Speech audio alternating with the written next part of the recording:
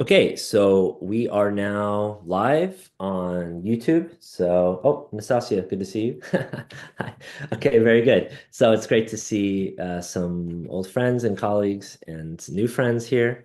So, welcome to the second series on singularity, being singular. So this is a series of lectures, online lectures hosted by Alessandro Di Cesaris from the University of Freiburg and myself, Gregory Moss from the Chinese University of Hong Kong. And last term, we had a series of lectures on singularity, and this is the second installment of that series, all of which you can watch on Thinking the Absolute online. They're all uploaded there. And today, I'm excited to welcome our first speaker in the second series, distinguished research professor Dr. Edward Halper. So I'll just briefly introduce him, and then we'll get going. So Halper has a PhD from the University of Toronto, where he studied under Joseph Owens. I think that was way back in 1980, if I think that's correct. So 25 years ago, is that 25? I don't know. That's more than that. That's 45 years ago. Can I do the math? Still waking up. So he's a professor, a distinguished research professor at UGA, which I think he's been there since 1984 or so. Um, he's an expert in ancient Greek philosophy, German philosophy, medieval philosophy, metaphysics, and I would also add epistemology. Teaches widely. Um, uh, he has a seminal series of books on Aristotle's metaphysics. So really an authoritative, I would say, series of texts, one in many in Aristotle's metaphysics. It's in 3 volumes, and the third volume, I believe, is coming out this year. Or is it already? It's not out yet, is it? Yeah. The press is sitting on it, so Okay, okay. Okay, hopefully it will be yes. out this year. Okay, so we're all waiting for part three of one in many. We've been Don't waiting hold for your breath. what? Yeah, Don't okay. hold your breath. Okay, I won't. So yeah, so he's really my Aristotle teacher. So he's the one from whom I learned my Aristotle. Yeah, I was privileged to take a number of his courses. One medieval philosophy. I took a course on Aristotle's metaphysics with him. I took a course on his metaphysics and theory of categories. Also a seminar on language. So Edward Halper is one of my teachers. Uh, and sometimes your teachers influence you through their writing, even though it's usually through their teaching. One of his essays that I recommend everybody read is Hegel and the Problem of the Differentia. It's a very short little essay, but a profound work of philosophy that really influenced my thinking deeply. Really gave me the problem of my philosophical life. So I highly encourage people to read this little essay. It'll just take you, I don't know, a couple hours to get through 7 pages or however long it is. Yeah, he has over 67 articles and book chapters. Um, he's given over 150 lectures all over the world. So I won't go through all of those, but definitely look up Hegel and the Problem of the Missing Difference and look up One in Many in Aristotle's Metaphysics. So today we're going to hear a talk on singularity, of course. The title of the talk is Singularity as the Problem of Knowledge. So Ed, take it away. Thanks so much for being here. Yeah, thank you, Greg. That's a very kind introduction, and I had no idea that I had such an impact on you. So it's quite gratifying to hear that.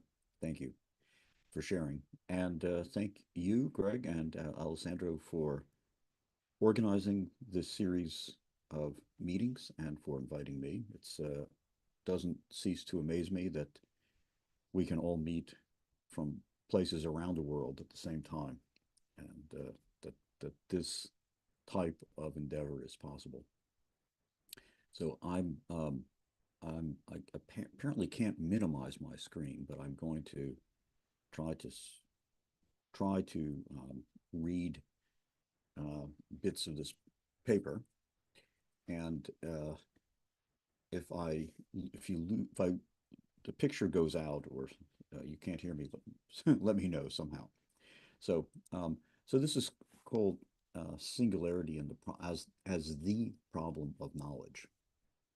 So, different areas of philosophy are demarcated, not only and indeed not principally by their subject matters, but by the characteristic problems that they address. Sorry, Ed. Yes? Request for you to speak a little louder, if Yeah. possible. Thank you. Sorry to interrupt. Okay. Let me see if I can adjust my microphone.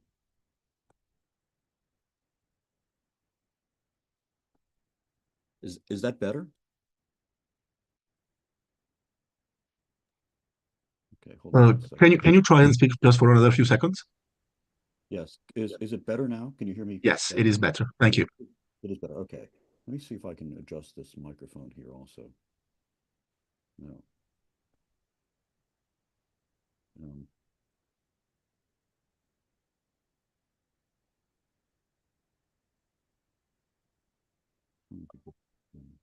wait here, audio settings.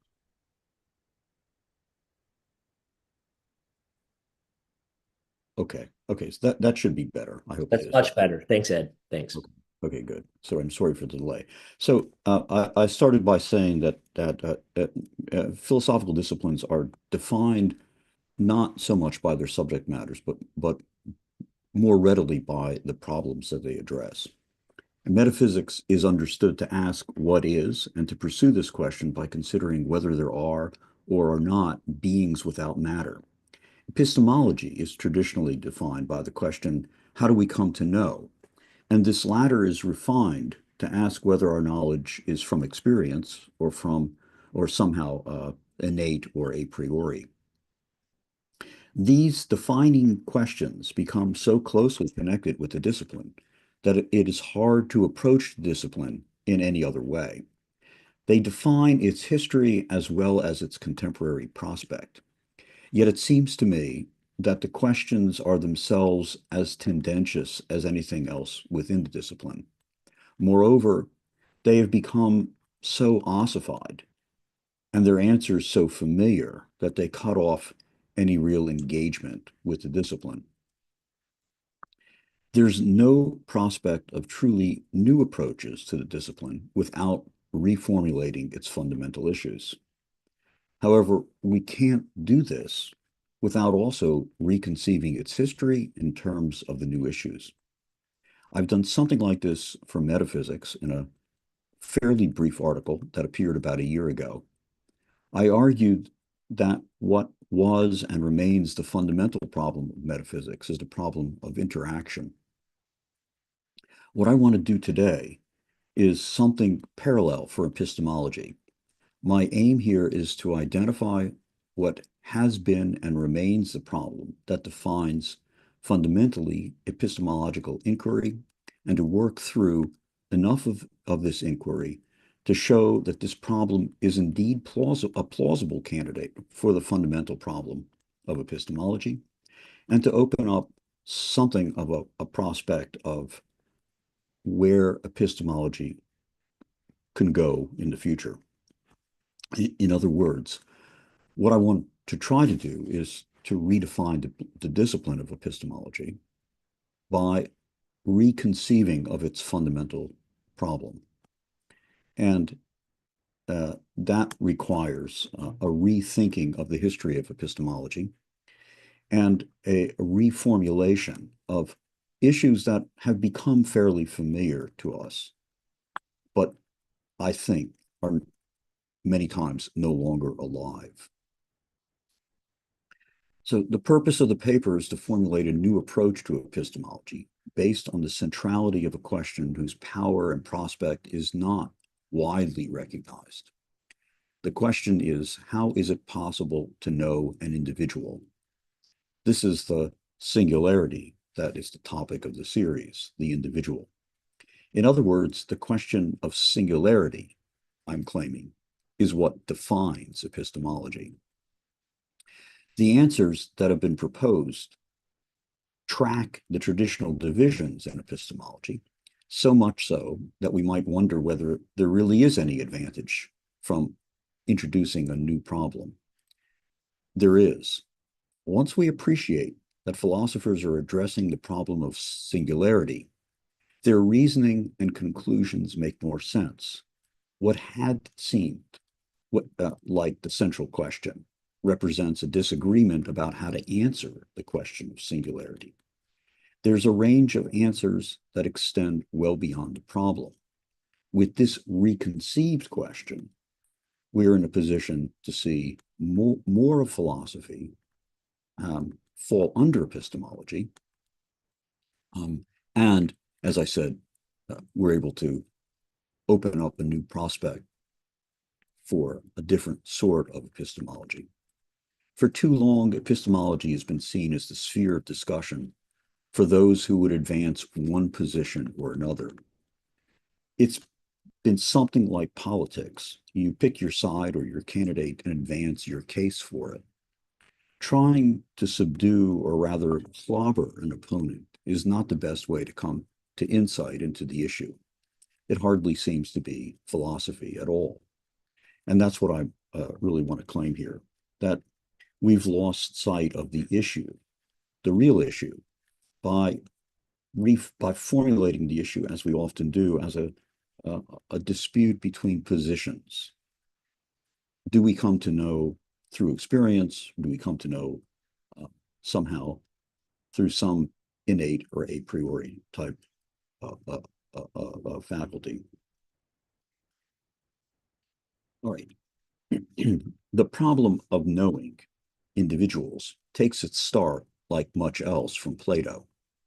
At the end of the Theaetetus, Socrates and the title character are considering whether knowledge is true belief together with an account. The problem is, what is an account?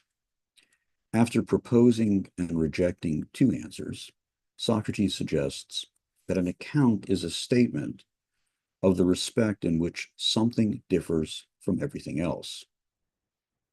He illustrates his point by identifying the sun as the brightest of the things going across the heavens and around the earth. However, he quickly notices a problem. An account that would describe Socrates as ugly, bulging-eyed, an ugly, bulging-eyed human being equally describes Theaetetus. The problem is that that definitions posed in terms of words are always going to be universal. And so an account expressed in language must be universal and encompass some plurality of individuals.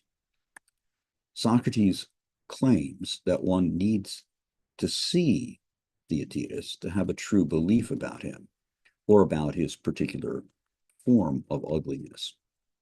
But then the account would add nothing to true opinion. And we face the same sorts of problems that felled true opinion as an answer to the what is knowledge question, namely that we can't identify an object of false opinion. No such individual exists. Although the dialogue fails to attain its goal, I'm talking about Plato's Theaetetus, the dialogue fails, readers are left to wonder whether an account that could specify enough universals might not be successful in delimiting individuals. If the sun can be successfully defined by some group of universals, perhaps each thing could be defined with a sufficient number of universals. So even though Plato doesn't advance this, the dialogue ends in failure. Someone reading the dialogue might come away from it with this idea of a way to define the singular, the individual, by means of a plurality of universals. Aristotle picks up on this thought when, in Metaphysics Zeta 15, he considers the possibility of defining individuals. One reason that individuals cannot be defined is that words are given in common to many things. Since any definition must be composed of words, it could apply to multiple things.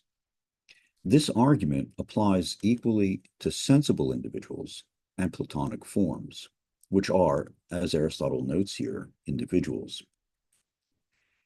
Aristotle mentions the sun. That's Plato's example. He says that the sun would still be the sun even if the attributes through which we identify it no longer belong to it. The identifying descriptions must invoke accidental attributes to get a unique description. But there is another problem here, the same problem we saw before. Even if we add enough universals to characterize the sun uniquely, the definition remains universal. It fails to define an individual just because it's the wrong type of thing. How could a universal define something that is intrinsically singular? Platonic forms are a special case here because they're each one. Not only each singular, not only must any verbal formula allow for multiple instances, but the formula would itself be a plurality of words. The form admits perhaps of an undivided noetic grasp, but not a definition. Sensible things, sensible individuals face another obstacle when it comes to a definition. As Aristotle argues in Zeta 15, each sensible individual has an unknowable matter. The unknowability here is relative. The matter of a house may be wood and stones. We can know these universally through definitions, but we can't know the individual wood and stones of the singular house. That's the sense in which matter is unknowable. It's a relative unknowability. This reasoning explains Aristotle's notion that knowledge is of the universal. Aristotle's famous claim. The reason is that everything expressed in language must be universal, that words themselves apply to multiple individuals. How, then, can a sensible individual be known?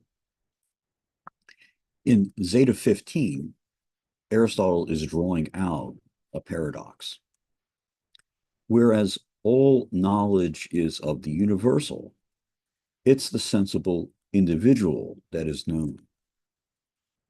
The knowing intrinsically falls short of its object, the individual that's known. Aristotle here poses what I think is the fundamental problem of epistemology, the fundamental gap between the way things can be known and the things that are known. Insofar as the gap cannot be eliminated, individual things remain unknowable. So I hope this is clear. The problem of the knowledge of the individual is that the means of knowing, verbal expressions, thoughts, are all universal, and the objects that are known are individual. And being universal is to be one sort of a thing, a word or a thought. Being individual is to be a sensible material object. This Zeta 15 treatment is not Aristotle's final answer. Indeed, it belongs among Aristotle's arguments in Zeta 13 to 16 that the universal cannot be a thing's ousia, its substance. This substance must be something that is proper to the individual. But it cannot be individual because, again, the individual contains unknowable matter, a part that the universal cannot grasp because it's the wrong sort of thing to grasp it. Just when his search for ousia becomes most hopeless, Aristotle takes a new approach. Instead of asking what in the sensible is most one, and so most of all an ousia or a substance, as he had throughout book Zeta, book 7 of the Metaphysics, Aristotle asks in the book's final chapter, Zeta 17, what is it that causes unity in the composite? What is it that unifies boards, bricks, etc., and makes them into a house? We might at first glance suppose that it's the nails or the mortar or something else that holds the boards and bricks together. But this can't be right. The nails and the mortar could be lying on the ground next to the boards and bricks, in which case there's no unity and so no house.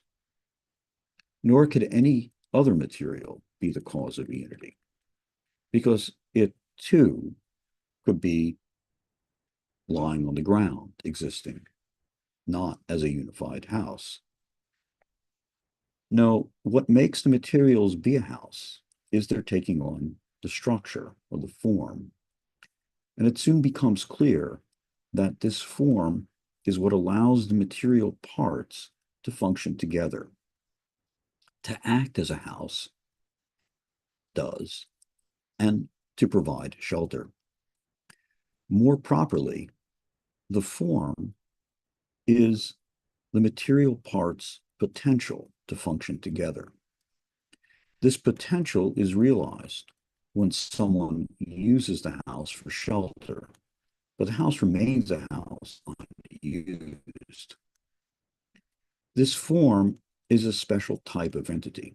It doesn't exist apart from the matter. The capacity to shelter cannot exist unless the materials can be so arranged as to actually provide shelter. The form is whatever allows the parts to function together with the activity that's characteristic of the house.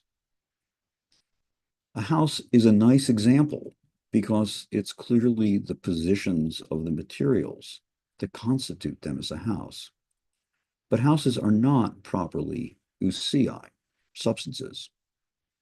In the plants and animals that are examples of substances, the form is much less clear, more mysterious, and the answer seems to be less informative. What is interesting about this account for our purposes here is that the form causes the materials to be one. And again, one in the concrete sense that it gives them the capacity to act together. The form is the cause of singularity. The functioning of sheltering, or even the potential to shelter, is individual. Some particular materials, properly arranged, are sheltering some individuals in some particular place, or can do so. The function is intrinsically individual.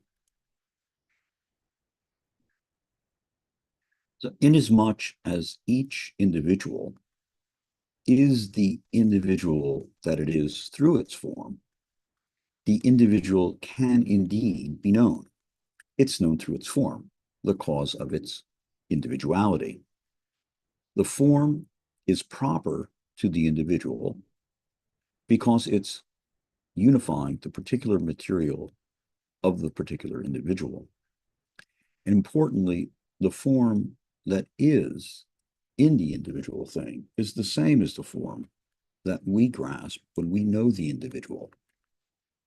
There's a wonderful kind of harmony here But the bottom line is that we can know the individual. So again, the form that exists in the thing, the form that exists in the thing by unifying the parts of the thing, the material parts, and allowing them to function together, is the same form that we grasp when we know the thing. But this solution requires some extensive qualification. The form exists in our mind without matter. And that means that it cannot do what it is that makes it a form. It can't unify the material parts and have them function together. It is the same form in a way, but the form without the matter, the form that can't act. It's just the universal. It's the form that we express in words, even though we describe it through the function it has in the material composite. A second qualification is that the matter in the individual is proper to the form, but also peculiar to the individual. As I said earlier, it cannot be known as such. When we try to know it, we get the form of the wood or the form of the stones and so forth. So we get a kind of knowledge of individuals, but one that's not really, one that is really limited and qualified, because the material remains unknowable insofar as it is the material of the individual. So readers of the metaphysics have been greatly exercised over whether the form itself is a universal or an individual. I think it's clear that it can be neither. Universals are common characters, not agencies that unify matter. Nor can the form be an individual because it has no matter, nor can parents and offspring have different forms. The question, though, is really upside down. Inasmuch as form is primary substance, it is prior to universal and individual. They must be known through it. So the form that exists in our minds and in the thing has its own peculiar ontological character, and it manifests itself in the thing causally, and it manifests itself in us as an individual, as a universal. Because we express it in language, which, as we said, must be universal. So this is a solution that I think it's a really wonderful solution, and I think that once we appreciate the problem that Aristotle is wrestling with, his solution becomes all the more interesting and striking. The problem of epistemology makes the doctrine not just be something he said, but something that addresses a real problem. But is his solution adequate? So I've I've gone through the most difficult part of the Aristotle's metaphysics in all of 10 minutes, perhaps. So perhaps there are some questions that remain here. I'm going to continue on this racetrack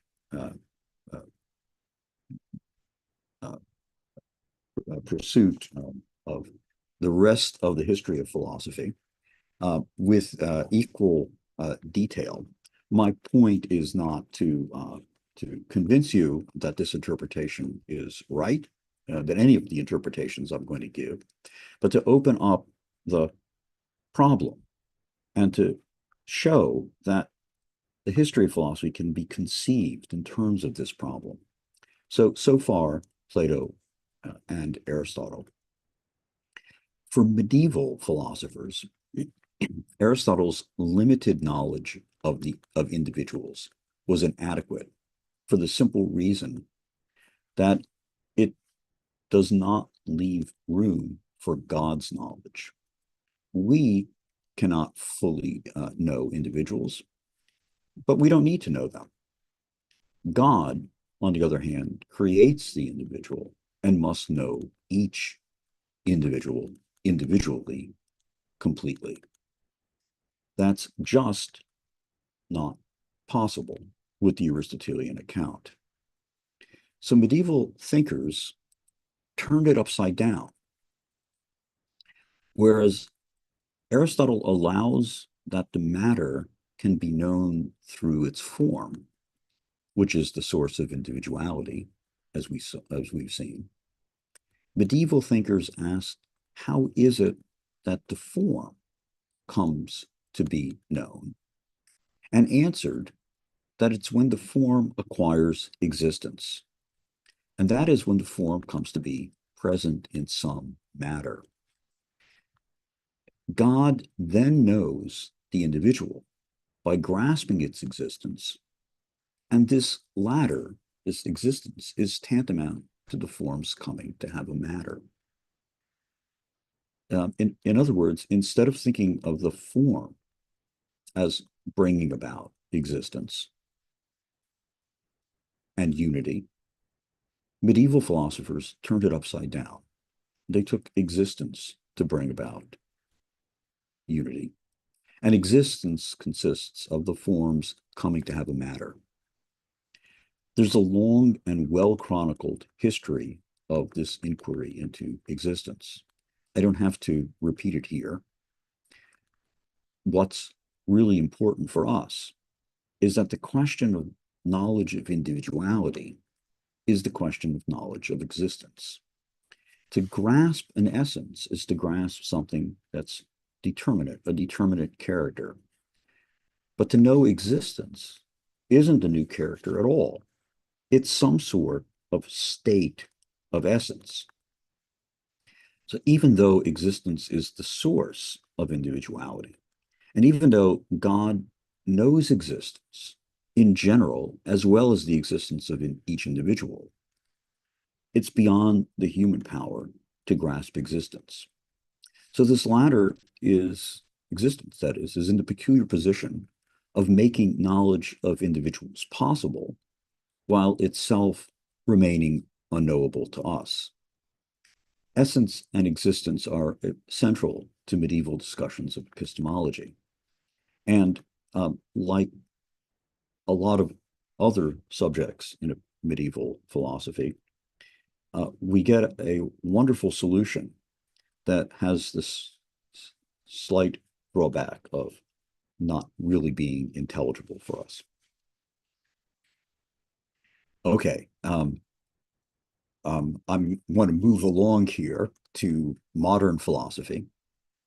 As long as the form that we grasp could be assumed to exist in the thing, we've got a fairly successful solution to the problem of knowledge, albeit a partial solution. For we have a direct connection between what we grasp and what is in the thing. 17th century philosophers introduce radically different approaches. Seeking to explain the possibility of a priori knowledge, Kant famously propounds a Copernican revolution, which renounces knowing a world that exists outside of our experience and instead considers the objects that our faculties construct from whatever it is that they are presented with. Since our faculties put something of themselves into the objects they construct, we have the possibility of a priori knowledge, but we lose the possibility of grasping things in themselves that might exist apart from our experience. Kant can still talk about the forms of objects, and they are still ways of unifying matter. But now these forms are concepts, and the matter is what we grasp with our inner and outer senses. That is what we intuit. Both concepts and intuitions are necessary for knowledge. Famously, Kant declares, concepts without intuition are empty. Intuitions without concepts are blind. Intuitions get subsumed under concepts, but they never cease to be distinct from concepts, from the concepts they fall under.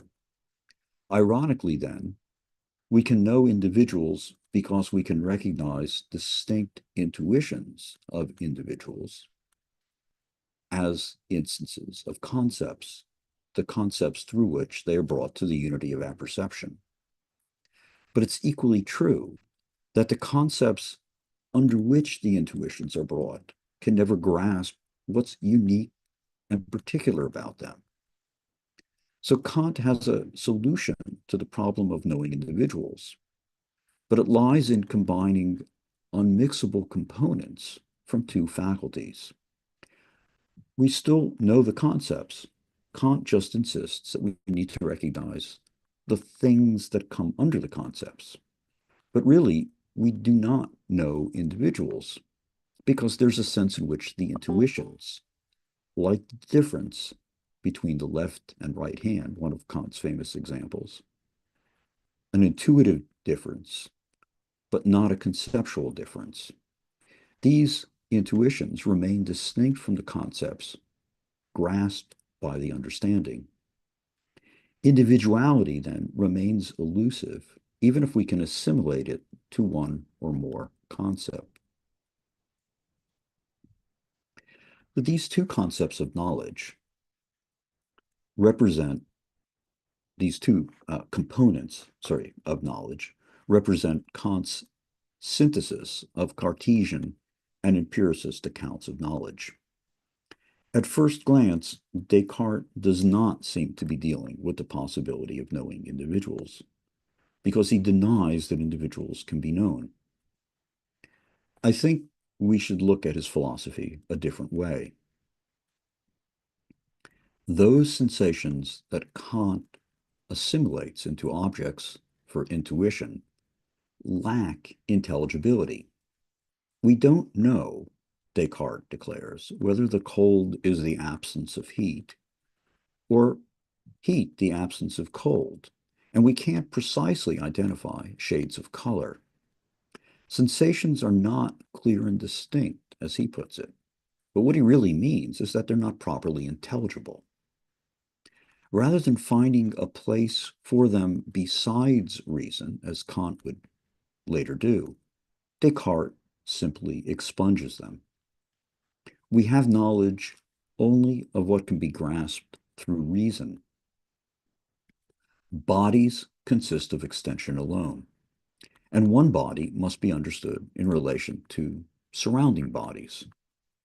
In accepting as knowledge whatever we grasp clearly and distinctly, that is, whatever we know through reason, Descartes was left with a serious problem. How can we know whether the conceptual relations and physical laws that we grasp clearly and distinctly hold of the world, or indeed whether there is a world besides what we grasp through reason? Sometimes we need to do experiments, Descartes acknowledges in the Discourse on Method.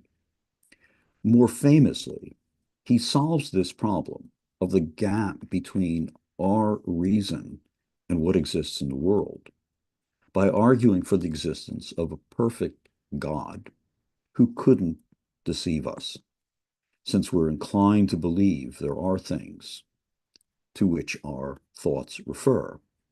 And since we're created by God, a God who wouldn't deceive us, there must be things in some general way, even if they're not at all the way that we think they are, the way that we sense them, or might perceive them. We'd only be deceived if we had clear and distinct ideas of the world, that there was nothing to correspond to them.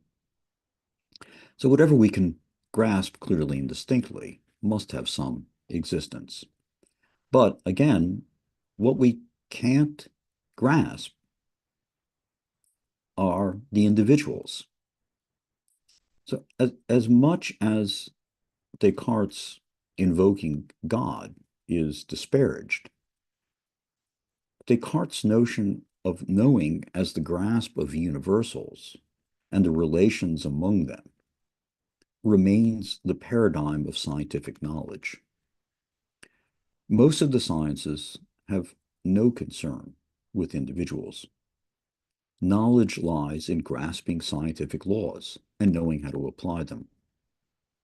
The particular configurations of individual entities is entirely outside the realm of science, that is, the realm of knowledge. So my claim is that Descartes solves the problem of how to know the individual simply by denying that we do know the individual. What we know instead are universals and relations of universals, and that's really quite all we need or all we would want. The empiricists took the opposite route. They accepted individual sensations as the first and most significant instances of knowledge, and as the basis for the rest of our cognitive activity. These individual sensations have a force and a vivacity that the recollection of them does not. We're at a still further remove when we construct concepts from them. These concepts are less vivacious and clear than the sensations. Thoughts lose the clarity and distinctness of sensations.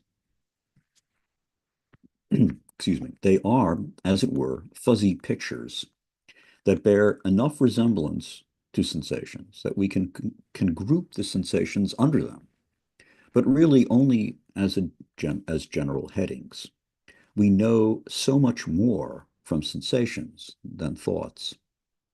Indeed, every time we get a thought or a word, we need to leave behind a detail and recognize the inadequacy of those modes to the reality that they mark out. Here, for the empiricists, knowledge is sensation. In other words, we can know the individual, but the way that we know it is through some direct, sensible grasp. And when we try to express this knowledge in words, we make it universal and leave out the reality of its existence. We don't have knowledge through universals. We need to use universals to communicate, to pass along insights.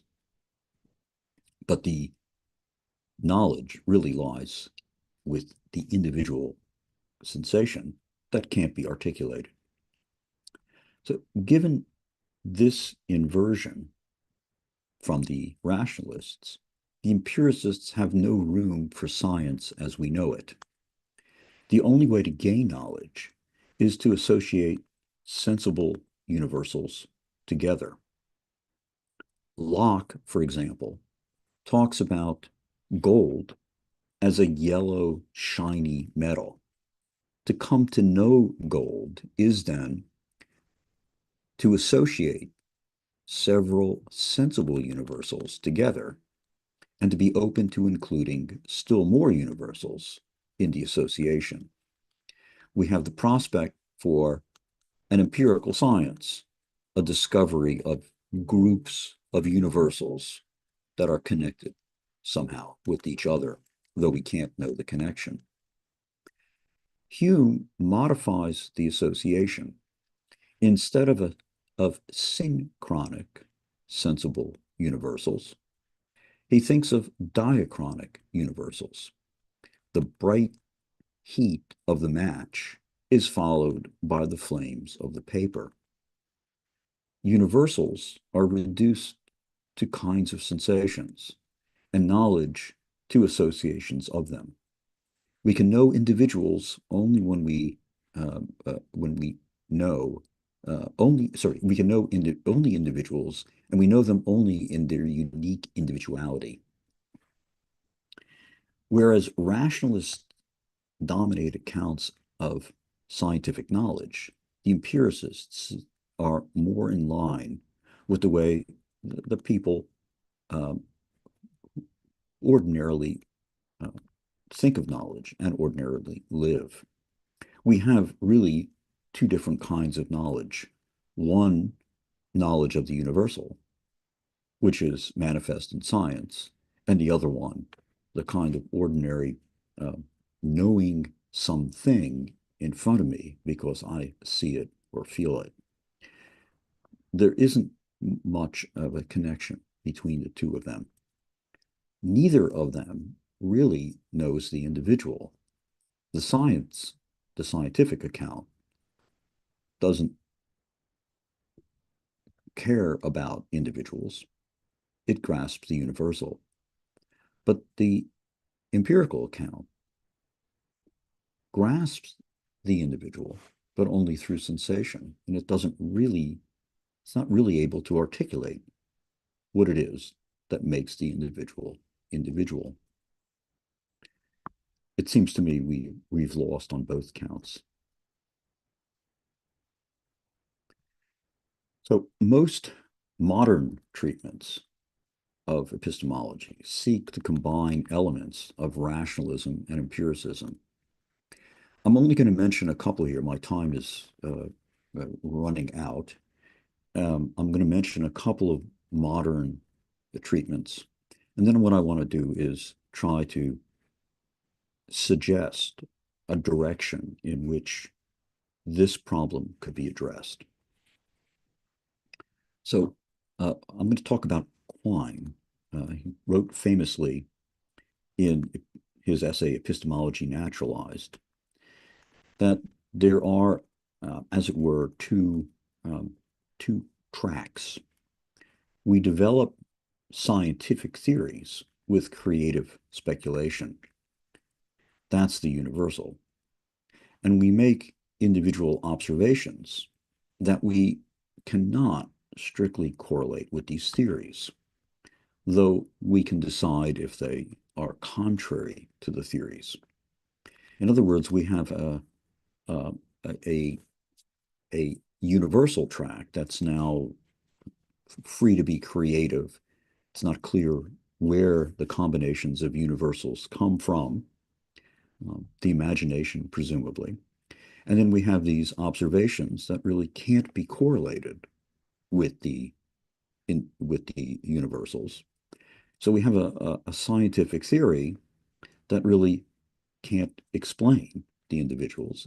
We can predict where they are, but it doesn't really allow us to understand them because, again, it's a different sort of thing than the individuals that we're observing and chronicling in that way. The phenomenology of Merleau-Ponty also seeks to align our subjective appreciation of the thing, that is, our intentionality and concepts, with the object as it presents itself to us. Again, though, the intentionality, the subjective dimension, can't be the same as the object. We can use them against each other, correlate them with each other. We can use them to recognize dimensions of each other. It's not just the figure, but also what grounds it in our perceptual field that allow us to recognize the sensible object. And it's not just the concept of the object, but our attitude towards it that allows us to deal with the object. We get the two sides of the problem, and there's some sort of correlation between the two of them. But again, as in the previous discussions, there's an intrinsic gap between the universal and the individual. I could go on. I could talk about a lot of other acts of treatments of epistemology. The mark of a discipline, a discipline defining problem, is not only its ability to assimilate the history of the development of the discipline, but of opening new doors of investigation. So what's emerged here so far is the discrepancy between the individual that we seek to know and the universal formulae or laws through which we know it. Indeed, the scientific theories provide good reason to deny the individuals, or at least to revise our notion of the individual. Theories and laws suggest that the individual is not what I see, but rather a field of relationships. And meanwhile, these laws are often mere associations without any reason for what manifests itself.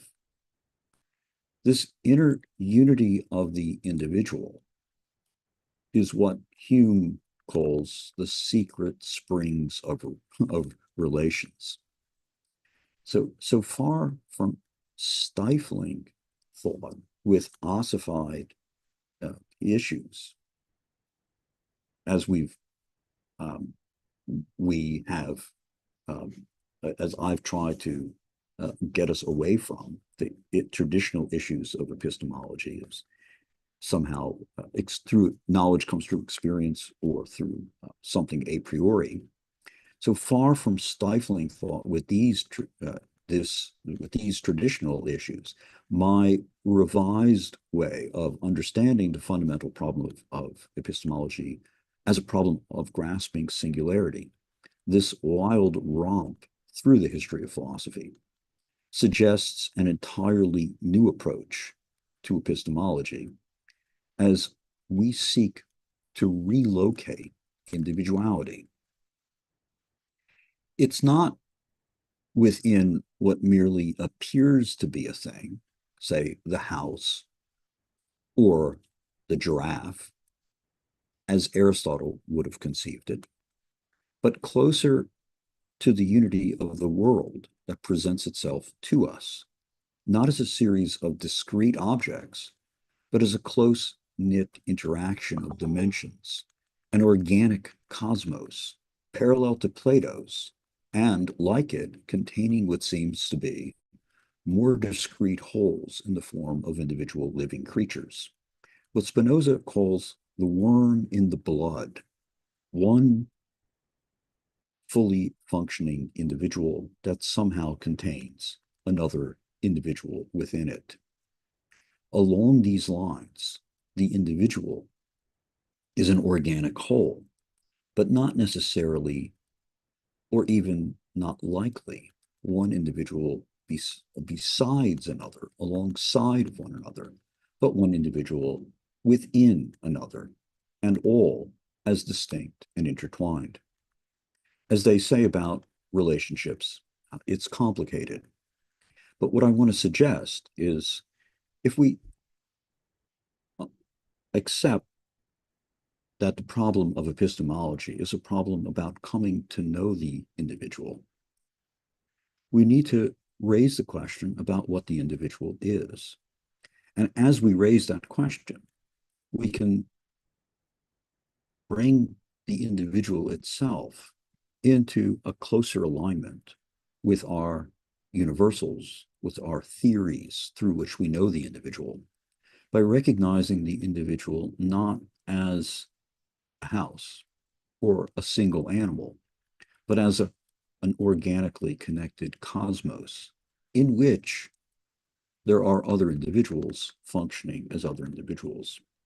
This is not obviously an epistemology, not yet, but this revised understanding of the fundamental problem opens the prospect for a treatment of epistemology that's not traditional, not formulated in ossified terms, but a new perspective. So, thank you. I'll end here.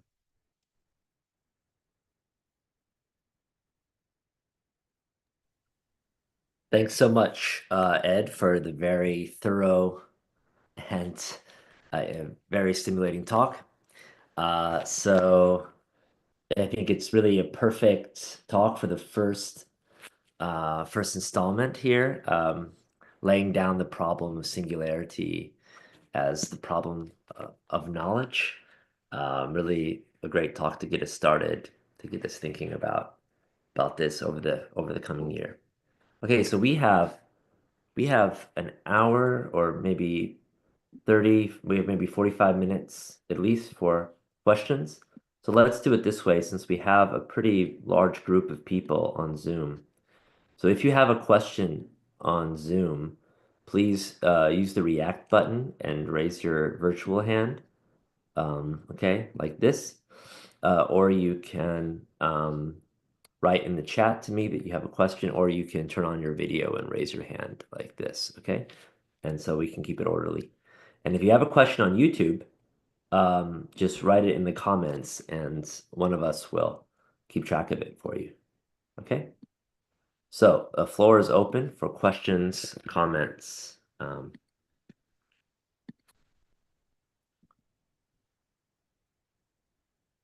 Alex, why don't, well, actually, yeah, Alex, why don't you start and then we'll go to Matt next. Okay?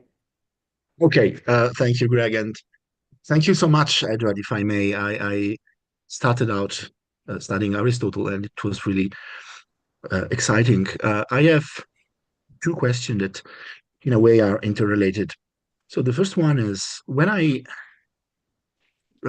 was thinking about the first page of Aristotle's Metaphysics, and I was thinking about what you said at the beginning, namely that the problem is about the means of knowledge. So what Hegel, of course, will be very, very keen on highlighting. And I was thinking that in Aristotle, actually, there is also, right at the beginning of the metaphysics, some sort of ascension from empeiria, which is from sensation, which is of the singular, through empeiria, which is a medial notion. It's very, I find it very fascinating to techne and to episteme. And I wanted to ask you whether that maybe can also be another way of answering the problem. Namely, it is in a way what Hegel does in the Phenomenology of Spirit when he says there is, so to say, an animal wisdom when we look at animals, how they live, because they do not talk. They just metabolize the singular, so they are able to grasp the singular by grasping it, not by naming it or by talking about it, so to say. And so that was the first question. And sorry if I'm unclear, but I came up with a fever, so I'm not lucid at all. But maybe this helps speculation. The second question concerns what you said at a certain point on the distinction between empiricism and rationalism. And I was it is a topic on which I'm working a bit lately, and um, I'm under the impression that we are used to uh, interpret empiricism and rationalism as two different answers to the same question. And this question is usually framed as the question of the sources of knowledge. But I feel, I don't know, it's really a hunch, so to say, but tell me whether there is something to it. I'm under the impression that the problem of the sources of knowledge is really the problem of the empiricists, whereas the rationalists are much more interested in the different forms of knowledge, in the different forms of cognition. And I'm thinking in particular about Alexander Baumgarten, because I've been studying that guy a little bit, and I find it really fascinating that the aesthetics as a discipline was grounded and was founded by rationalists and not by empiricists. That is, so the science or the discipline that in modernity started to advocate for the possibility to have some sort of knowledge of the individual is actually something that the rationalists came up with and not the empiricists. But I mean, yes, these are those two questions to put on the table. And again, thank you so much for your beautiful talk. I think this is a very great start to our new series. Thank you, Alessandro. That's nice of you to say. So, yeah, the beginning of Aristotle's metaphysics is something that fits into the pattern that I elucidated try to elucidate by talking about book 7. He does, we do start out from sensation. Sensation is of the individual, and it belongs to all animals.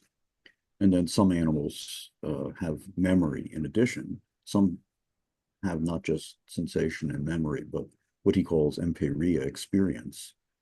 And that allows animals that have it to associate one thing with another. And only human beings can make the next step from experience to knowledge of causes. And the causes are universal. Um, that's what he says. It's they're but they're universal causes of the things that we know. His example in the first book is medicine. We, the doctor doesn't just see the green spots on your face, but recognizes the cause of those spots.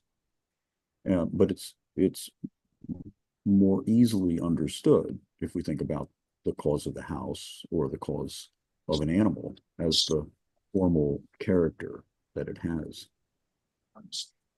So that really fits into the account that I tried to elucidate. It's individuals that we are seeking to know, the individuals that we sense. But we seek to know them by finding the universals, or really what we understand as universals, but are really properly the forms that exist within those individuals that allow them to be what they are. So I think this is a pretty neat solution to the problem of epistemology. In the phenomenology, you mentioned that Hegel talks about animal wisdom grasping the singular, and I think that Hegel is, as you're suggesting, he is thinking along Aristotelian lines there. Animals know, they know not because they grasp forms or universals. They know because they can associate individuals with each other. This is somewhat like the way that empiricists conceive of knowledge. One sensation is associated with another sensation, one type of sensation with another type of sensation. Hume, there's the fire of the match that's associated with the paper that it burns when they come into proximity.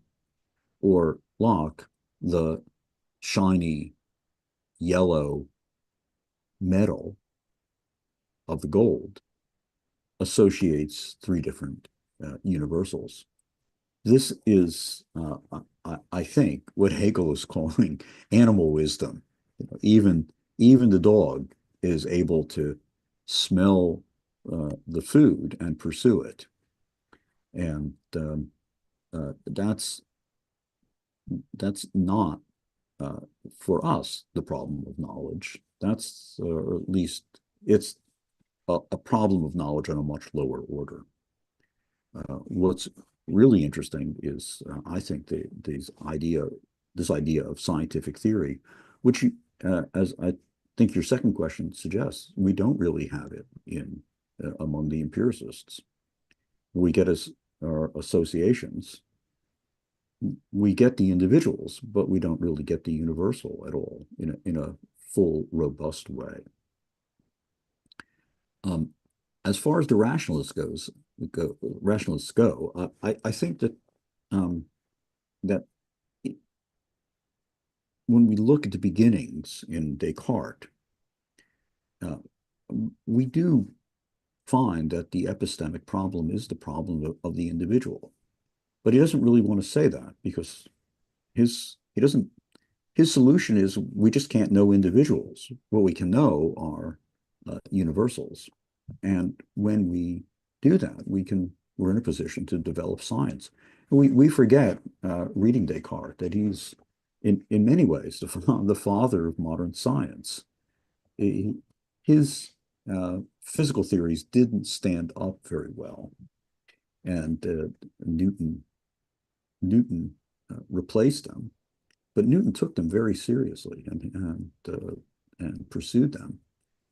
Newton, since he's British, he is constantly assimilated as a kind of empiricist, but I don't think he really fits well under that head. I think he was developing the relations between various cognitively perceived entities, which are universals.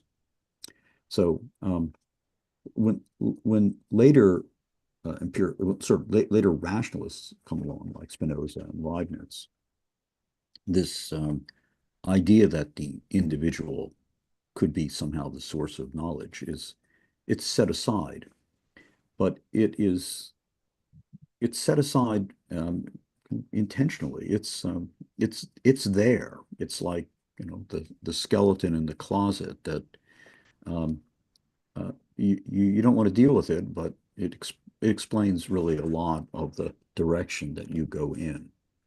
So um, I think you're right, Alexander, to suggest that the rationalists were more interested in the forms of knowledge than the sources of knowledge.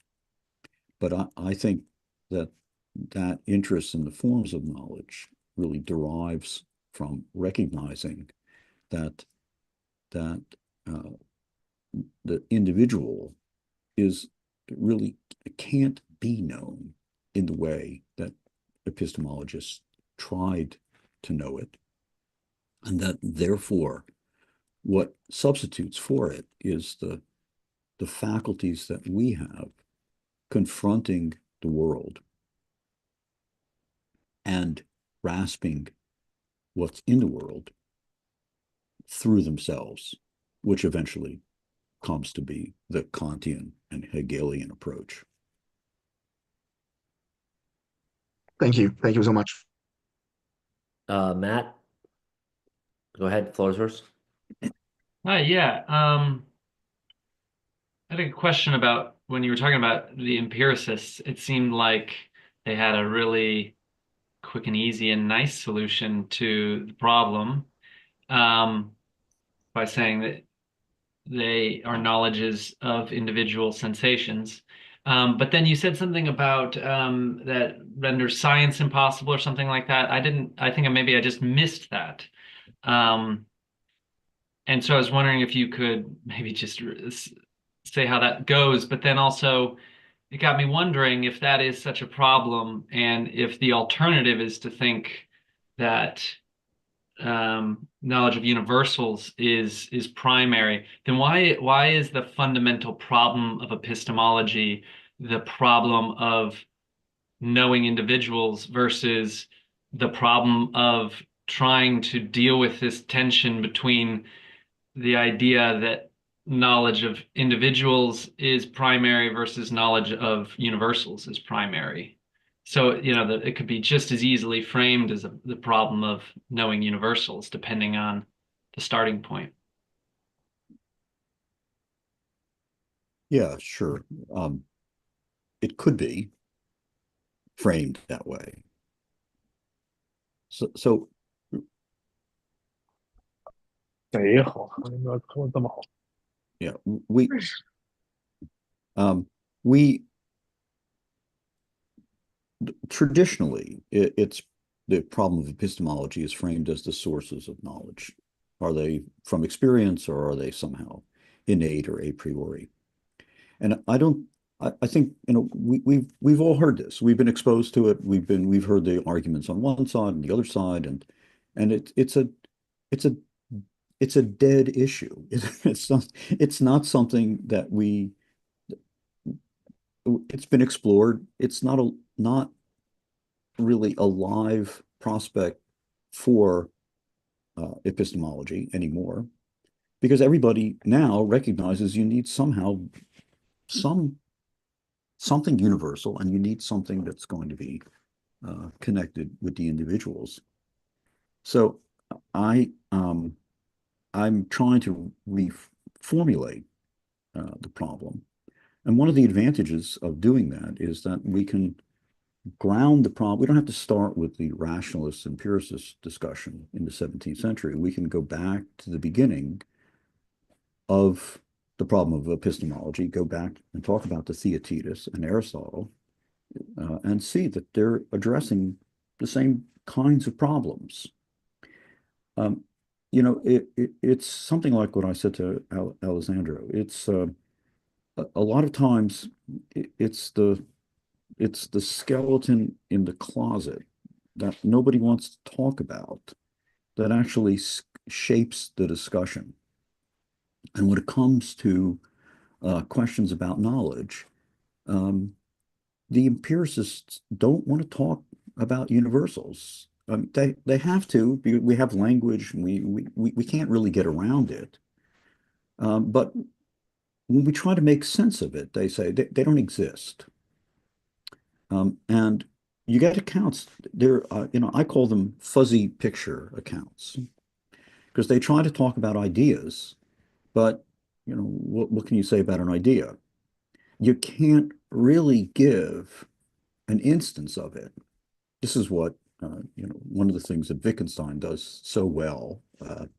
Yeah, what's an idea? Show me an example of one. Can you point to one? Can you delimit it for me? Well, I can tell you about it, but of course I can't delimit it. That's the point. It exists somehow as in the mind. So the empiricists they're not just saying our knowledge comes from experience. They're saying there are no universals of the sort that Descartes and Spinoza and Leibniz are talking about.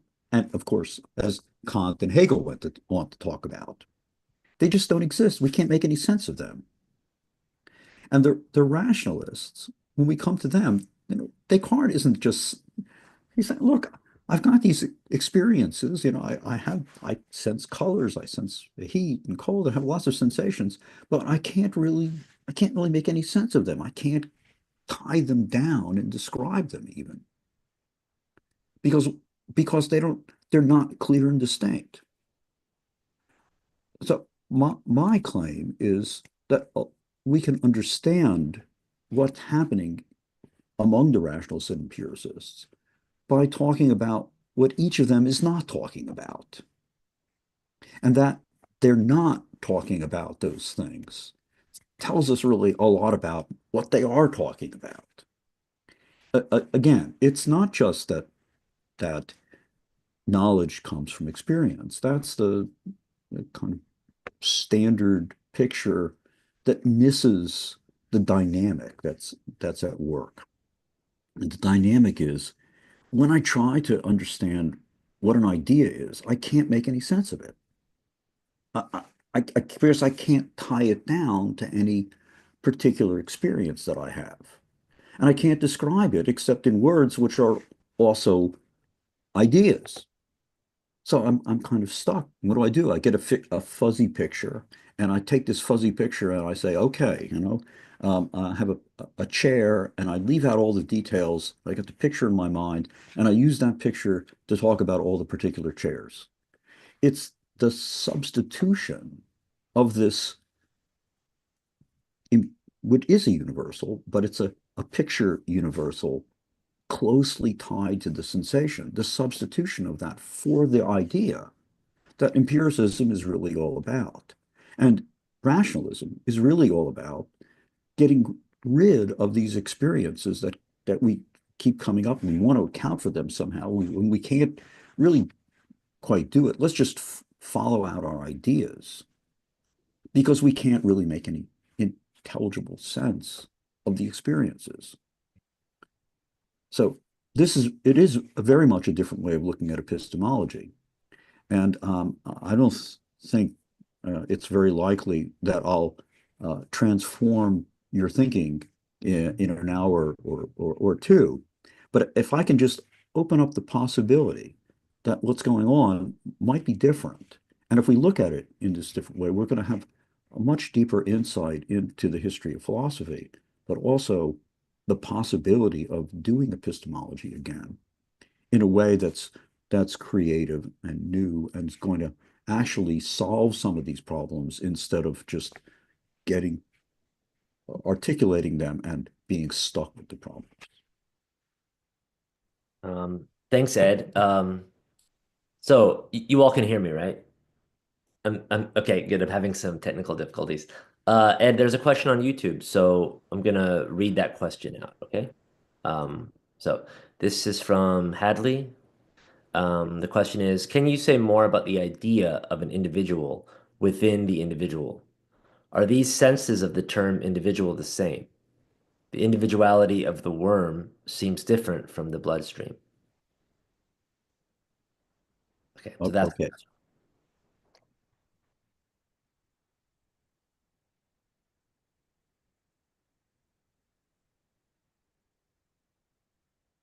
Yeah. Yeah. Okay. So I don't know if I can actually. I would like to be able to. Um, and I think that we have think that the problem of individuality has been really constrained by a picture of individuals. It really it goes back to something that's fundamental for Aristotle. Uh, Aristotle says that one substance is not composed of another, and it's there's a kind of organic notion here that's really very powerful. Um, it's a little gruesome, pardon me here, but if an arm is chopped off, Aristotle says it's no longer an arm. The arm or any organ is only what it is when it functions together with the other parts of the organism. And those other parts don't have individual identity. So what we get is this idea of a single organism, a single individual that is defined by the functioning together of its parts. It's a really interesting, powerful picture of the world, but it's a picture that's really, it's the difficulties are really fundamental because if your parts are defined in terms of the form that unifies those parts, we're going to have a problem when it comes to your interaction with something else. On the one hand, you're not self-sufficient. No sensible substance is. And that means you have to eat and drink and um, interact with the world around you. And your interactions are, in some sense, functions of your nature. There's things that we do as human beings by nature, those interactions. But on the other hand, the particular kinds of things that we come into contact with can't be accounted for by our nature. They're outside of our nature. Our relations to other things are outside of our nature. So what Spinoza means when he talks about the worm in the blood, kind of another gruesome metaphor, is that we can understand the worm in terms of its nature, its functioning. And we can understand the blood in terms of its role in the body. And each of them has a separate intelligibility, a separate kind of existence. And what we get is a way of chopping up this world, all of which is interacting, all of it, which is, in Spinoza's view, one substance. We chop it up into manageable parts by recognizing some part, a worm or a blood or an organ that has its own function that can be treated somehow intelligibly apart from the whole, which it really can't be separated from. And this notion of somehow functioning parts allows there to be a science of physics that's different from a science of chemistry, say, or from a science of biology. It allows there to be branches of knowledge that have an independence of each other. And my question really is whether this notion of separating parts that's really so prominent in Spinoza is really ultimately legitimate, because the parts that we separate, even though they have some sort of functionality and some sort of independence, conceptual independence, real independence, they're also part of this larger interacting whole. And my question is really whether it's not the whole that constitutes the individual, just as Spinoza says, and then ultimately doesn't carry out.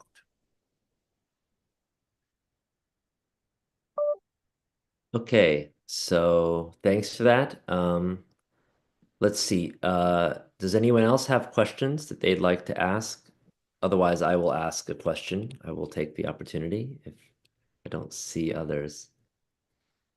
Alessandro, do you see any? Again, my Zoom is half functioning. No, I don't for now. So Okay. I'd say please go on, Okay, Greg. good. Okay. Okay, good. I have many questions, but okay, Hadley says thank you. Thank you for answering her question. Good. His question. Yeah, his Oh, question. his question. Sorry, his question. Okay. So yeah, all right. So I have a few questions, but let me maybe I'll just ask one, because I'll see you again soon. I can ask more questions later. The question I want to ask is about the direction, the kind of suggestion for future thinking about individuality. And maybe I missed something, but um, I'm wondering. So I agree that this is a fundamental problem, and I think it's the fundamental problem that I'm worried about. It's one of the fundamental problems that I'm worrying about in this book that I'm writing now on singularity. But my thought is, how can we, as you put it, how can we even begin to address the problem? So there's this conflict between the way singular can be known and what can be known. So we have this problem that every time we try to grasp the singular, we end up grasping it as universal, and therefore we don't know the singular. Uh, there seems to be two obvious approaches, which maybe are both problematic, but I'm curious what you think. So one would be to say there is no singular at all. Okay? So there's just the universal. There is nothing else. So I'm curious what you would say to this. There's maybe another answer one could give, which is that the singular is universal, or that there is a kind of the singular is the universal that is not universal, a kind of alienated universal, or something like this, or some kind of Entfremdung or Entäußerung, that the individual is the entfremdete Allgemeinheit, or something like this. So I'm thinking about a dialectical notion of universality you might find in Hegel, for example, one of the authors that, of course, in your very brief history of time, you you missed or didn't talk about. So I'm curious about these two potential answers. And in conversation with your suggestion, I mean, thinking about the individuals as organically connected, but I mean, aren't you just thinking about all of them as organic, as connected? You're applying universals again, right? So aren't you just repeating the same problem as before, right? Even in asking what is individual, you're calling for a universal in the what is. So what hope is there? Uh, what hope is there really? The problem is so difficult. and I think so convincing as a real problem that it seems there's very little hope to answer it, especially if we put it at what is the individual? I mean, this is just setting us up for failure again, I think. So it's not clear to me how your suggestion about the organic is going to help us in any way. And I'm curious about why the organic per se, anyway, when there seems to be many individuals that aren't organic. What you mean by organic there? Is this a metaphor rather than literally speaking about organisms? So maybe you could just say a little more about your suggestion, because I'm worried that it's just going to be another iteration, another philosopher in your list of failed solutions in the end. So thanks so much for the talk, and I really appreciate the problem. But maybe you could address some of those questions I just put forward. Thanks. Yeah. Okay. Well, thank you for raising the question, giving me an opportunity to elaborate a little Yeah. bit. I do think that this is really an intrinsic question, and I think that it's it's unlike some of these ossified formulations of the problem of epistemology, where um, you choose your side and you just argue for your side. I think this formulation of the problem really opens up the problem. But I want to just clarify something. I really sketched 4 different solutions to it. Yeah. On the one hand, there is the Aristotelian solution, which I am somewhat partial to, not surprisingly, and that is that the individual is in some sense identical with the universal. And the reason they're identical is that both of them are forms. They're just different manifestations of form. Form manifests itself in matter when it unifies the material parts and allows them to function together. And that's what form is. Form, for us, when we grasp it, exists as a universal. So in some sense, the universal is the individual. In many ways, that's the most satisfying of the solutions. So there are 3 other possibilities, and I try to sketch them.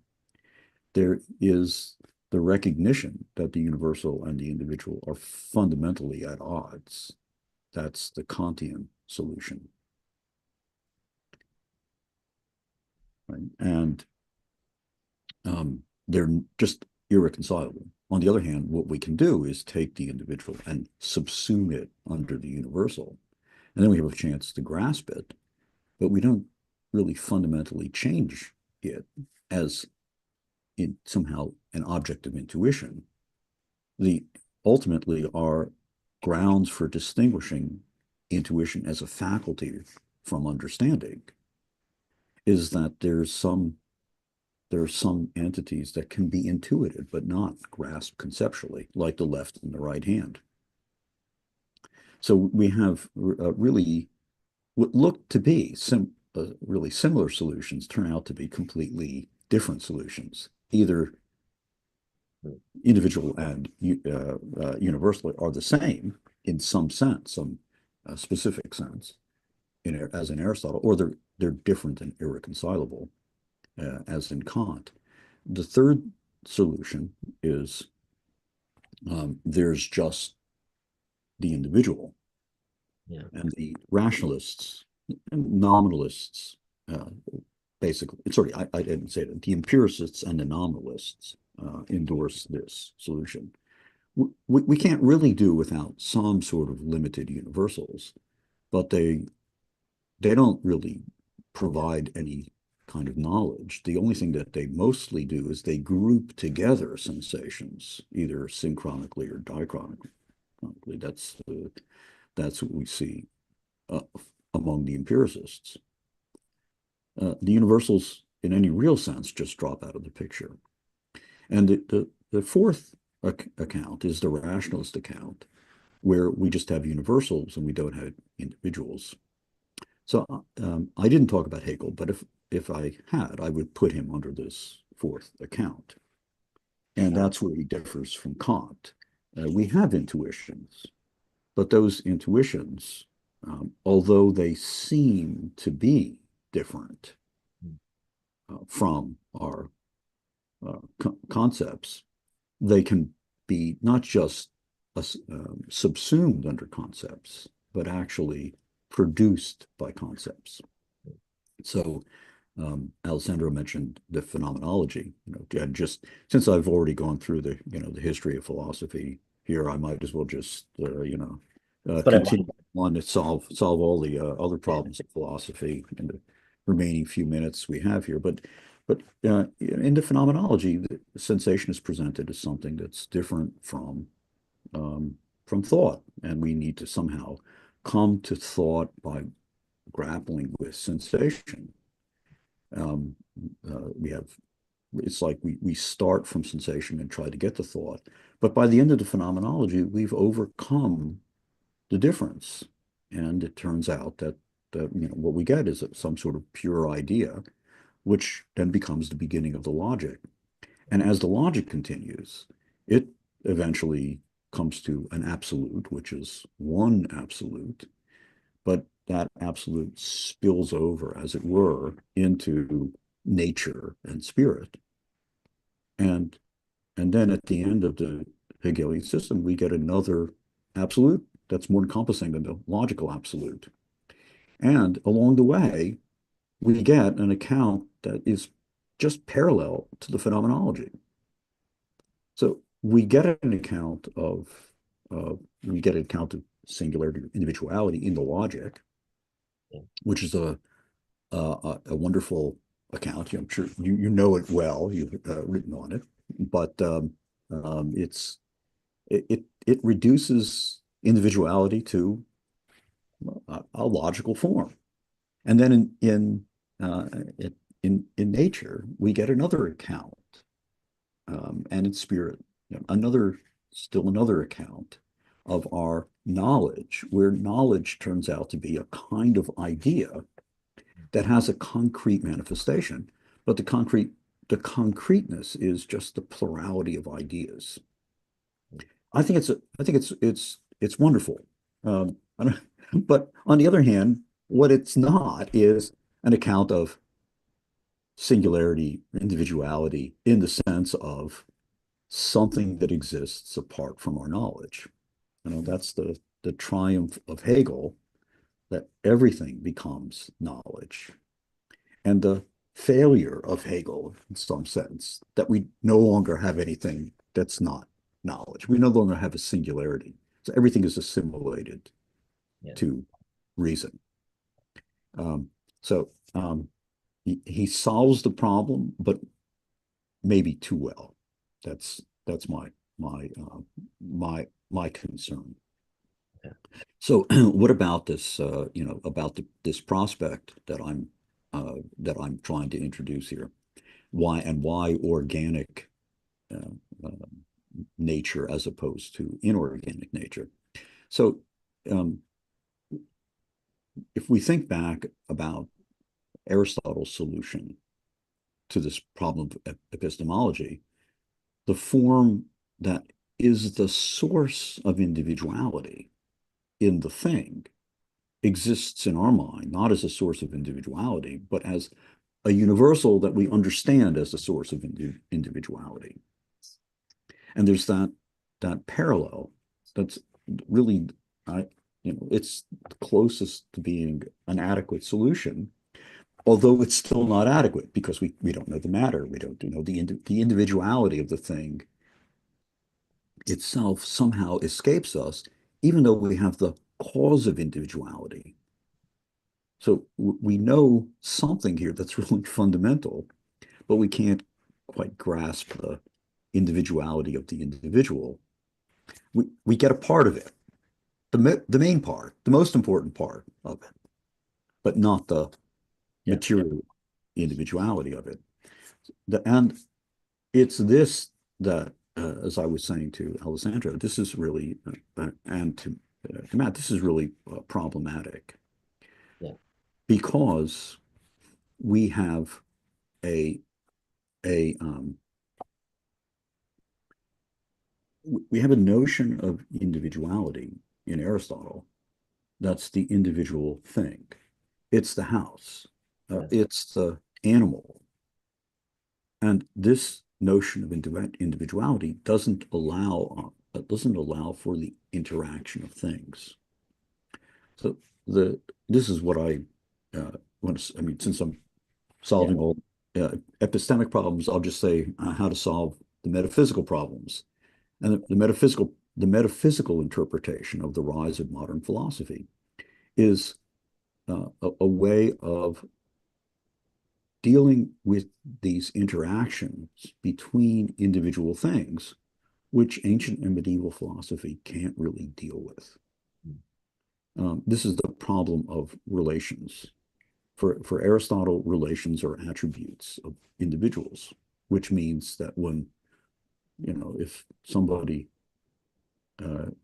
hits somebody else over the head, the one part of that relation belongs to one thing, and another part of the relation belongs to another thing, and there isn't anything in the middle. There isn't any relation that's there because the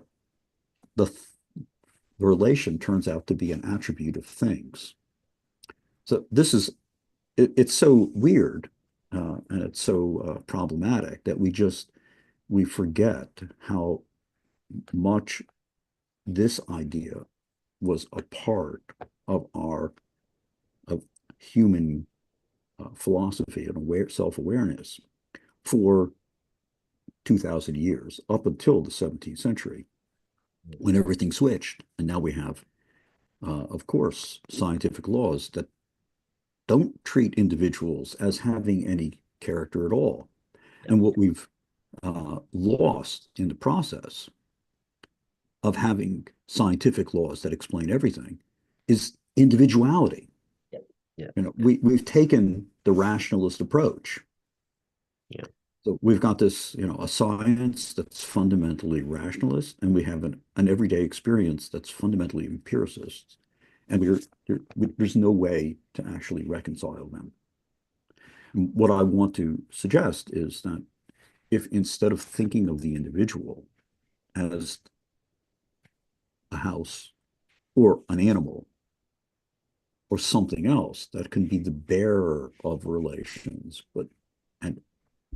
and ignoring the relations as somehow independent entities, let's take the lead from modern science and reinterpret the individual not as a particular animal. Let's reinterpret the individual as something like the world that's interacting with itself, that contains within it also individuals, but individuals that don't have an independent existence.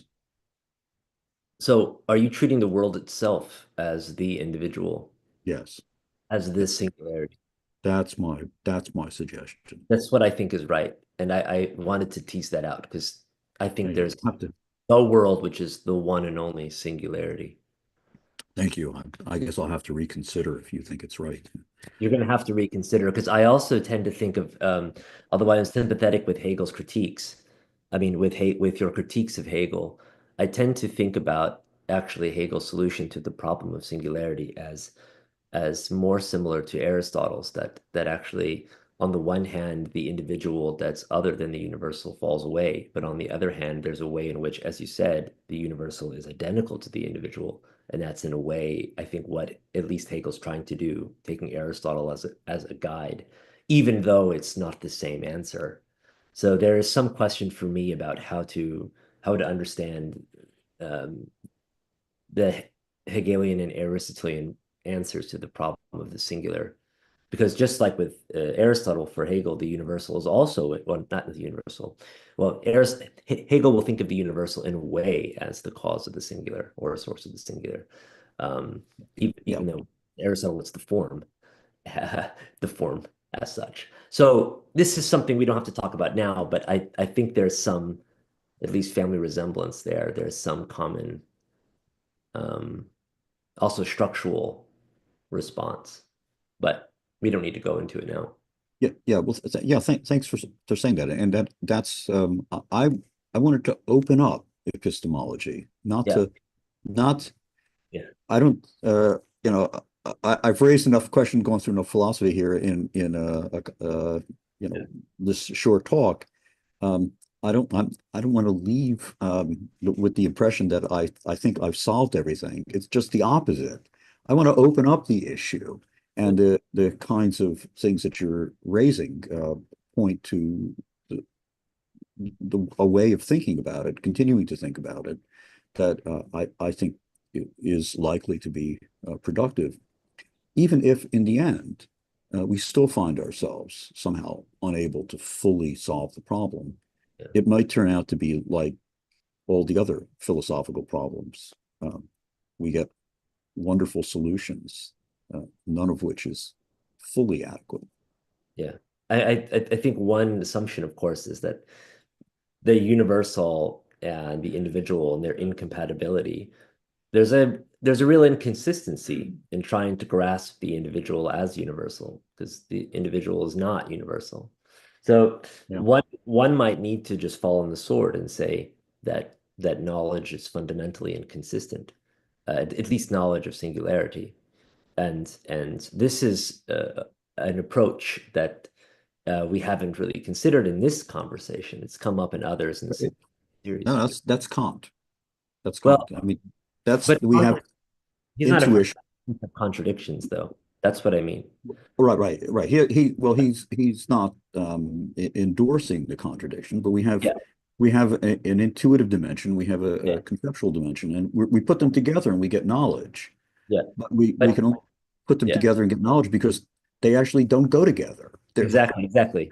But the alternative solution is to say that the problem of singularity can only be solved if you're willing to adopt true contradictions. That would be another angle on the matter, right? Rather than making the individual vanish or making the universal vanish, or identifying them somehow in some way that somehow isn't inconsistent, like as we want in Aristotle. There's all these other mysteries coming up, like, how you're grasping with the form in the mind what is neither universal nor individual, as you said, which is prior to them both. You may just need to say, well, this is one area where knowledge is only possible if you allow an inconsistency. I'm not endorsing this per se, and I'm not giving an argument for it, but I think that's another possibility that hasn't been explored sufficiently.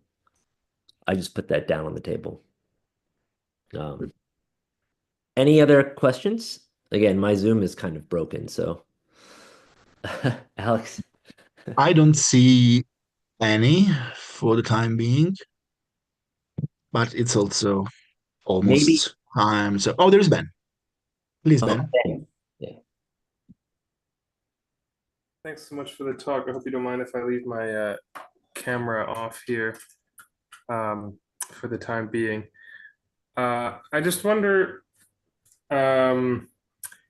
especially with the organicist solution, if I can call it that, or maybe better, the Aristotelian solution, what the role of uh, teleology and desire,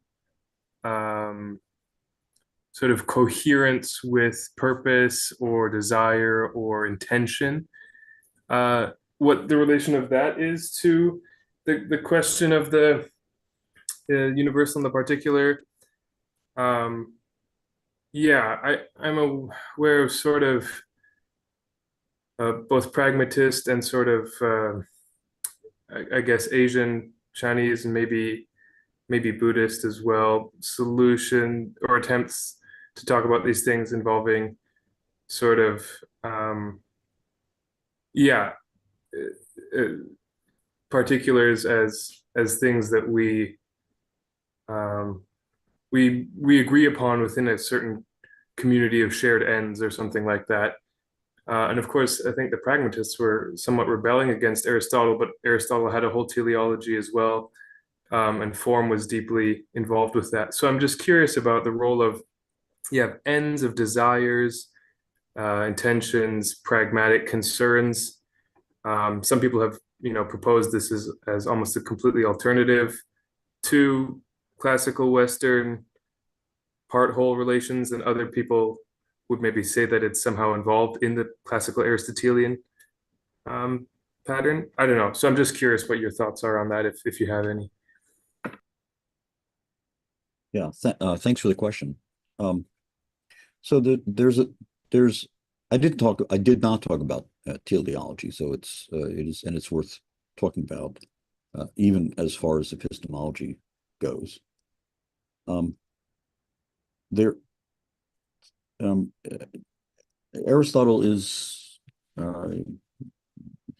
he does talk a lot about it, but um, Aristotle says that in the physics that there everybody knows about the four causes, but it turns out that three of them are the same, and the ones that are the same are the formal and the efficient and the final, the teleological cause, which is another way of saying that the organic things have as their end their own sustenance, their own maintenance. The ends of things are to be themselves. And that's um, an idea that is, it's concrete in Aristotle, because if you think about the organs that we have and how those organs function, what they're doing is they're acting in ways that maintain themselves. You eat so that you can continue to function, and you're able to walk and use your other organs so that you can continue to use those organs. And that's true of thinking as well, that you think in order to continue to think. So even though it's all about teleology, in some sense, it's a teleology that is it's self-enclosing, as it were. It turns back on itself, and the end is to maintain itself. And I think that any real account of individuality would have to have something parallel to this. Now, the pragmatists have a teleology too, but what I find puzzling about pragmatic teleology is that it's got ends, and I don't know what justifies the ends. So they're going to be useful. That's how the pragmatists put it. But I don't know what useful is, because that too has got to have an end. And I quickly get lost in, well, it's useful for this, and then I don't know how to complete the circle. That's it's a kind of regress. It's like students who come to the university to study so that they can get a degree, and they want a degree because that will allow them to get a job, and they want to get a job because that will allow them to buy a house, or buy other things that they want, and then I can't draw that sequence to an end, and they can't either. And that's the problem that I have with the pragmatists. I would make a distinction between internal teleology and external teleology. And in order for something to be a legitimate end, we've got to have some sort of strong reason to think that it is indeed an end. So I think that if we're going to have individuals, if there are such things as, and we're going to know them, part of that knowledge would consist of appreciating how those individuals sustain themselves and have, in some sense, themselves as their ends.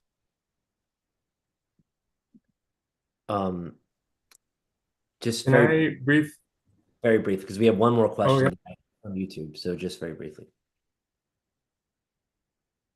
If you Yeah. want. Oh, thanks. Right. Yes. Yeah, just briefly. So, would one sort of possible formulation of this organic or neo-Aristotelian picture be that an individual or a singular is sort of just a pursuit of an end um, for its own sake in some sense, and maybe even some sort of Hegelian sense, where in the end everything is just one, free end freely positing itself or something like that.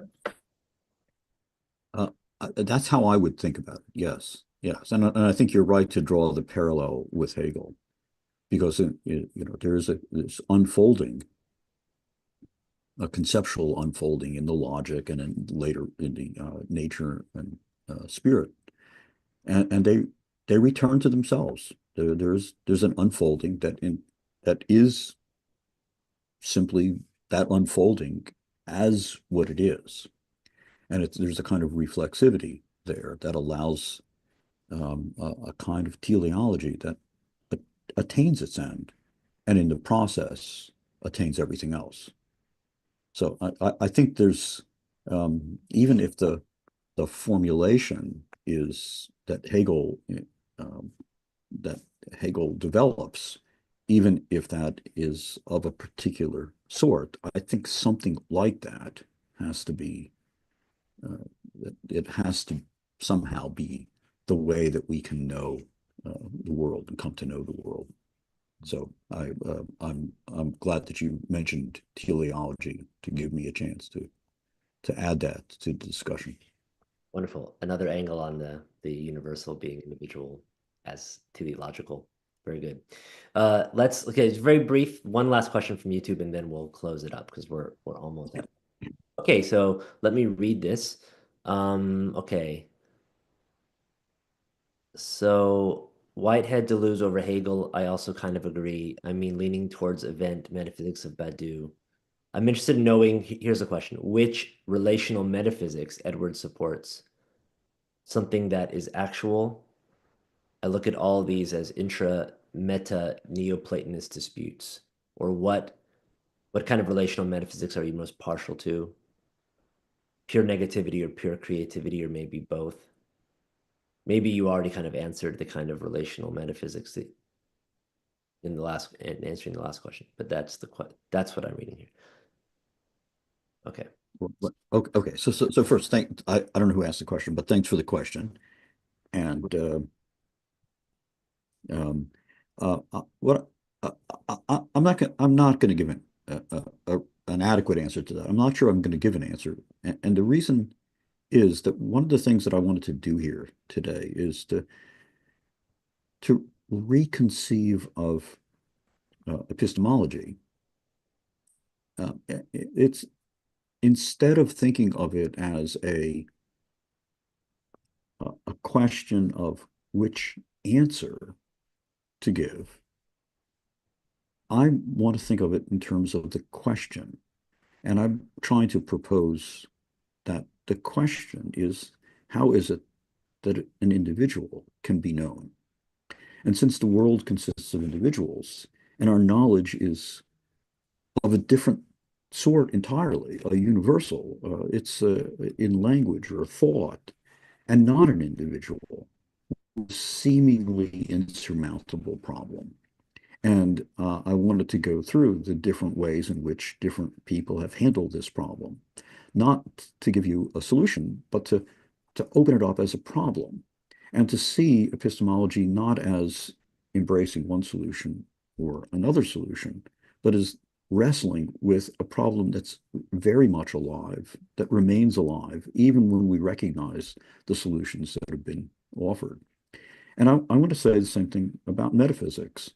Um, it's not, I think, the most fruitful way to approach metaphysics, to think of it as I'm I'm a Whiteheadian or Aristotelian or a Hegelian, or I think it's much more fruitful, it's much more interesting, it's much more alive to focus on the problems and to recognize that these problems are ultimately, they may be insurmountable because there really are profound and real problems.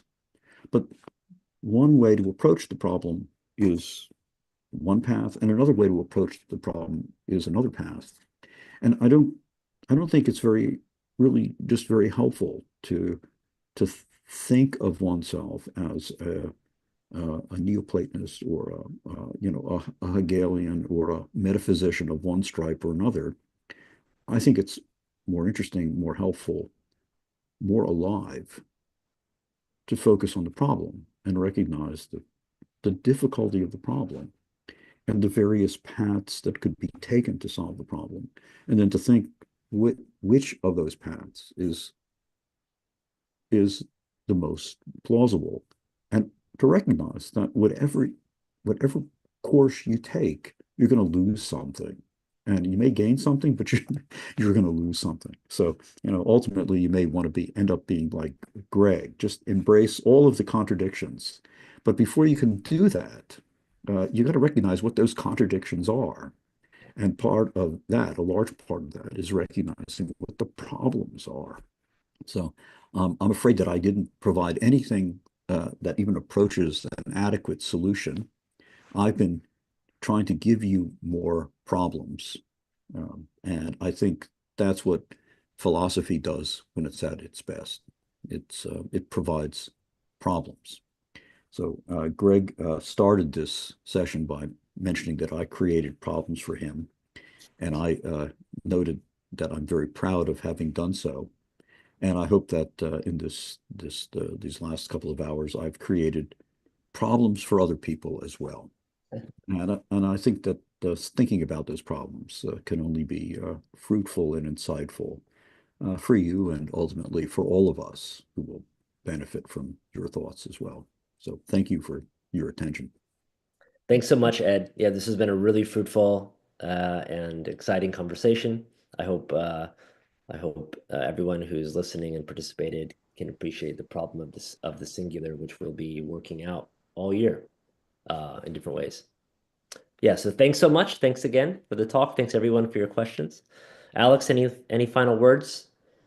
No, I'm just very grateful to Edward and to you all for this beautiful discussion. So I do have many problems. So I look forward to keep discussing. Good. Yes, and just an announcement. We all have many problems. Tomorrow we have another talk. So right after this, so tomorrow, Brooke Zaporin will be giving a talk. So 8 a.m. Eastern Coastal Time, 2 p.m. Central European time. Yeah. 2 p.m. Central European time. And I think Brooke will offer a very stimulating talk on the problem of singularity. So, okay, so just a reminder for anyone who is interested, I'll see you tomorrow. We'll see you tomorrow. Okay, thanks so much, Ed. Thanks, Alex. Thanks, everyone. Bye. Bye-bye. All right. Thank you so much. Goodbye. Thank you.